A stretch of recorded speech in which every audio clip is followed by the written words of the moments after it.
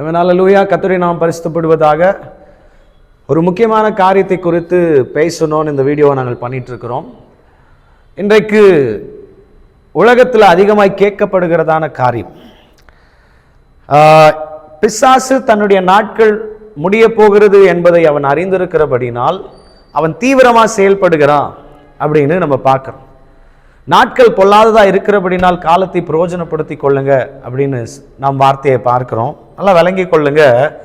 இன்றைக்கு உலகத்தில் அநேக கண்டுபிடிப்புகள், இந்த பிசாசானவன் அநேக காரியங்களின் நிமித்தமாய், அநேக டெக்னாலஜிகளின் நிமித்தமாய், அநேக கண்டுபிடிப்புகளின் நிமித்தமாய் மனிதர்களுடைய சிந்தையில தேவனை மறந்து உலகத்துல கண்டுபிடிச்சிருக்கிறதான காரியத்திலேயே அவங்க சிந்தையுள்ளவர்களா, வாஞ்சி உள்ளவர்களாக மாற்றி கொண்டிருக்கிறான். வேதம் சொல்லுகிறது, உலகத்தில் உள்ளவைகளின் மேல் அன்பு கூறுகிறவர்கள் இடத்தில் பிதாவின் அன்பு இல்லை.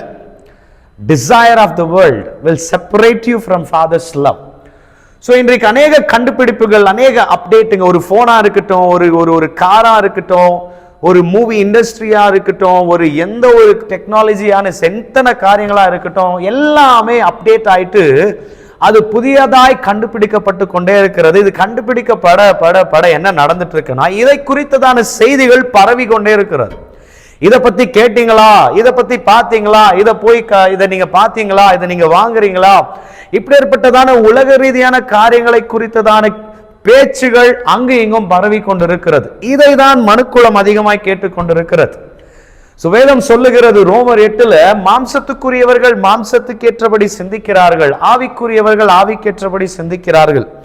இன்றைக்கு மாம்சத்துக்குரியவர்களாக, மாம்சத்தின் சிந்தை உள்ளவர்களாக இன்றைக்கு பிசாசு மாற்ற வேண்டும் என்று தீவிரமா செயல்பட்டு கொண்டிருக்கிறோம். அநேக கண்டுபிடிப்பு. இன்னைக்கு தேவ பிள்ளைகளை ஏதாச்சும் ஒரு கண்டுபிடிப்பு வந்தா, ஏதாச்சும் ஒரு புதிய போன் அப்டேட் ஆனா, ஏதாச்சும் ஒரு புதிய டெக்னாலஜிக்கான சில காரியங்கள் வெளியேற்றப்பட்டால் அதுல அதிக முக்கியத்துவம் கொடுக்கிறதே தேவனுடைய பிள்ளைகளா இருக்கிறோம். கர்த்தரை நேசிக்கிறவர்கள் உலகத்தை வெறுக்க வேண்டியது மிக மிக அவசியம். அதை குறித்ததான செய்தி, அதை கேட்ட உடனே என்னால் அதை வாங்காம இருக்க முடியல, அதை கேட்ட உடனே என்னால் அதை பார்க்காம இருக்க முடியல, அதை கேட்ட உடனே என்னால் அது பக்கம் போய் நிற்காம இருக்க முடியல. ஆட்டோமேட்டிக்கா மாம்சத்தின் சிந்தை உள்ளவனாக நான் மாறி விடுகிறேன். நல்லா புரிந்து கொள்ளுங்க. வேதம் தெளிவாய் சொல்லுகிறது, கேட்கிறதுனால, கர்த்தருடைய வார்த்தையை கேட்கிறதுனால விசுவாசம் வரும் அப்படின்னு தெளிவா போட்டிருக்கு.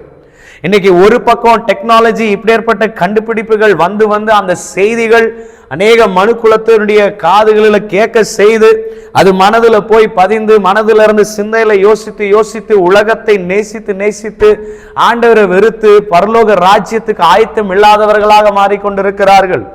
தேவ பிள்ளைகளும் இதுல முக்காவாசி இதுல சிக்கி கொண்டு இருக்கிறாங்க. 45% கூட சொல்ல முடியாது, ஆல்மோஸ்ட் 80% இதுல சிக்கி இருக்கிறாங்க. உலகமும் உலகத்தில் உள்ளவைகள் மேல் அன்பு வைத்து வைத்து வைத்து எது எப்படினா கண்டுபிடிச்சிட்டு போட்டோம், எது எப்படினா அப்டேட்ஸ் வரட்டும், எது எப்படினா போகட்டுங்க.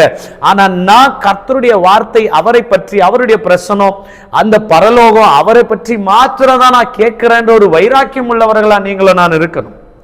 ஒரு பக்கம் இப்படி ஏற்பட்ட செய்தி கிளம்புனா தேவனுடைய பிள்ளைகளா நீங்களும் நான் செய்ய வேண்டியது கர்த்தருடைய வார்த்தையை குறித்து போய் பேசணும், சுவிசேஷத்தையும் உபதேசத்தை குறித்து பேசணும், அவரை பற்றியதான காரியங்களை குறித்து வர்ணிச்சு பேசணும், அவரை பற்றியதான ஆசை அவர்கள் இருதயத்தில் வர வைக்கணும். அப்படி செயல்படும் பொழுது மட்டும்தான் அவர்கள் பரலோக ராஜ்யத்துக்கு ஆயத்தப்பட முடியும்.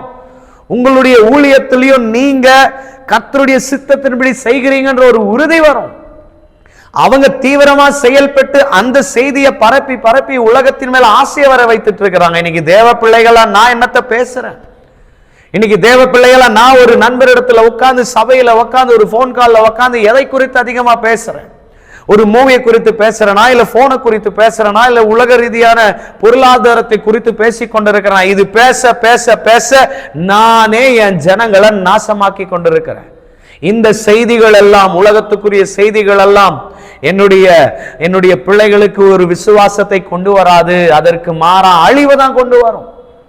பரலோகத்துக்கு போகாதபடி தடுக்கிறோம் நாம், அதை குறித்து நாம் உலகத்தை குறித்து பேசினால். ஆனா அதற்கு பதிலா நீங்களும் நான் பேச வேண்டியது கர்த்தருடைய வார்த்தை, பிரசனம், அவருடைய ஆவி, பரலோகம், அவரை பற்றி தான் அதிகமான காரியத்தை குறித்து வர்ணித்து பேசணும். பவுல் சொல்றார், அவரை அறிந்து கொள்ளணுன்றதுக்காக, அவரை பத்தி நான் வர்ணிக்கணுன்றதுக்காக, அறிகிற அறிவின் மேன்மைக்காக எனக்கு லாபமா இருக்கிற எல்லாத்தையுமே குப்பை நஷ்டம் அப்படின்றார். எல்லாவற்றையும் வெறுக்கிறேன் அப்படின்னு சொல்றார். அதுதாங்க உண்மையான ஒரு என்ன சொல்லுது, தேவன் மேல இருக்கிறதான ஒரு பற்றுதல். எல்லாத்தையும் குப்பை அப்படின்னு சொல்லி தூக்கி போடணும். எது எப்படியானா வளர்ந்துட்டு போட்டோம், எது எப்படியானா கண்டுபிடிக்கப்படட்டும், எது வேணா வரட்டோங்க. நமக்கு ஆசை எல்லாம் நம்ம அப்பா தான் இருக்கணும். நமக்கு ஆசை எல்லாம் இயேசு தான் இருக்கணும். நமக்கு ஆசை எல்லாம் பரிசுத்த ஆவியானவர் தான் இருக்கணும். நமக்கு ஆசை எல்லாம் இந்த பரலோகம் தான் இருக்கணும். திடீர்னு ஏதோ ஒரு காரியம் உலகத்துல புதுசா அப்டேட் ஆகி கண்டுபிடிக்கப்பட்டா உடனே நான் அதை வாங்கணும், உடனே அதை பார்க்கணும், உடனே நான் அதை போய் அங்க நிக்கணும் அப்படின்னு நம்ம சொன்னோம்னா ஆண்டவரை நேசிக்கிறோம் சொல்ற காரியம் போய். உலக ரீதியான செய்திகள் அதிகமா நான் கேட்டுட்டு இருக்கிறேன். காதுக்கு குளிர்ச்சியா இருக்குன்னு சொல்லி கேட்டுட்டு இருக்கிறேன், இன்பமா இருக்குன்னு கேட்டுக்கொண்டு இருக்கிறேன். அந்த உலகத்துக்குரிய செய்திகளை கேட்க கேட்க விசுவாசம் வளராது. எது எப்படி போனாலும் கர்த்தரிடத்துல உட்காரணும். கர்த்தரிடத்துல உட்கார்ந்து அவர் என்ன பேசுறார் அதை குறித்து கேட்கணும். அதை குறித்து கேட்கும் பொழுதுதான் எனக்குள்ள விசுவாசம் வரும். அடுத்து நாம் அதை குறித்து மற்றவர்களிடத்துல பேசும் பொழுதுதான் அவர்களுக்குள்ள விசுவாசம் வரும். இன்றைக்கு அந்நிய செய்திகள், துர்ச்செய்திகள், உலகத்தின் பொருளாதாரத்தை குறித்ததான செய்திகள், உலகத்தில் இருக்கிறதான அந்த ஒரு எல்லா உலகத்தின் ஐஸ்வர்யம், இச்சை, இதற்குரியதான செய்திகள் பரவி கொண்டிருக்கிறது. அதுலயே நீங்களால ஊறிடக்கூடாது. அது நமக்கு சொந்தமானது அல்ல. அதை தூக்கி எறிந்து கர்த்தருடைய வார்த்தை, கர்த்தருடைய வசனம், அதை குறித்து நீங்களும் நானும் கேட்டு தியானிக்கணும். அதை மற்றவர்களுக்கு நீங்களும் நானும் அறிவிக்கணுங்க. அவங்க வளர்ந்துட்டு போட்டாங்க, அது என்னன்னா கண்டுபிடிச்சிட்டு போட்டாங்க. ஆனா நமக்குன்னு ஒரு பெரிய வேலை இருக்கு. துர்ச்செய்தியை பரவி உலகத்தின் கண்டுபிடிப்புகளை, காரியங்களை குறித்து தான் பேசி ஜனங்களுடைய சிந்தையை சிதறத்து கொண்டிருக்கிற அந்த நேரத்துல உனக்கு எனக்கு இருக்கிற பெரிய டாஸ்க் கர்த்தருடைய வார்த்தையை தீவிரமா போய் பேசணும். சத்தியத்தை சத்தியமா பேசணும். கடினமான உபதேசத்தை பேசணும். பரலோகத்துக்கு போகக்கூடிய சத்தியத்தை குறித்து பேசணும். எல்லாவற்றை காட்டிலும் அவரை குறித்து அதிகமா பேசி அவர் மேல ஆசையை வர வைக்கணும். இப்படி செய்யும் பொழுதுதான் நானும் ஆயத்தமாவேன். என்னுடைய பிள்ளைகளையும் நான் சந்திக்கிற நபர்களையும் நான் ஆயத்தப்படுத்துகிறேன். அதுக்கு ஜாக்கிரதை உள்ளவர்களா நாம் இருப்போம். டைமை வேஸ்ட் பண்ண வேணாம். அவங்க தீவிரமா செயல்பட்டு இருக்கிறாங்க. சாத்தானின் கூட்டம் தீவிரமா செயல்பட்டு கொண்டிருக்கிறது.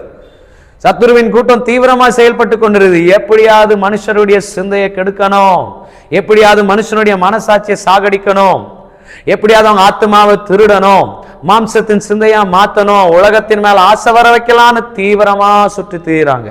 ஆனா இன்னொரு பக்கம் தேவனுடைய பிள்ளைகளா, தேவனுடைய புத்திரர்களா நாம் செய்ய வேண்டியது உலகத்தின் மேல ஆசை வரவிடாம தேவன் மேல ஆசை வர வைக்கிற ஒரு ஊழியத்தை செய்யணும். அப்படிப்பட்ட ஊழியத்தை நீங்களும் நானும் செய்யணும். இது சொந்தமல்ல, எல்லாம் அழிந்து போக போகுதுங்க. அந்த ஒரு அழிவில்லாத ஒரு நகரத்துக்கு நீங்களும் நானும் போக போறோம். ஆயத்தமாகுங்கன்னு சொல்லி பரலோகத்தின் மேல ஆசை வர வைங்க. ஏசப்பா மேல ஆசை வர வைங்க. பரிசுத்த ஆவியானவர் மேல ஆசை வர வைங்க. ஆண்டவர் மேல அதிகமான ஆசையை வர வைங்க. கர்த்தருடைய வார்த்தையின் மேல அதிகமான ஆசையை வர வைங்க. இந்த ஆசை போதும். அவர்கள் அந்த வாஞ்சையோடு அந்த மகா நகரத்திற்கு காத்து கொண்டிருப்பாங்க. அந்த பரலோகத்துக்கு நம்மளோடு கூட அவங்க வந்து சேருவாங்க. நான் மறுபடியும் சொல்றேன், பேசுற காரியம் உலக ரீதியான காரியங்கள் இருக்கக்கூடாது. அவங்க பேசிட்டு போட்டோம், அவங்க டார்கெட் வேற. ஆனா நம்ம பேச வேண்டியது கர்த்தரை பற்றி, அவரை பற்றி மாத்திரம், அவர் வார்த்தையை பற்றி மாத்திரம். இதை செய்யும் பொழுது நிச்சயமாய் கர்த்தர் நம்மை நினைத்து சந்தோஷப்படுவாருங்க. கர்த்தர் உங்களை ஆசீர்வதிப்பார்.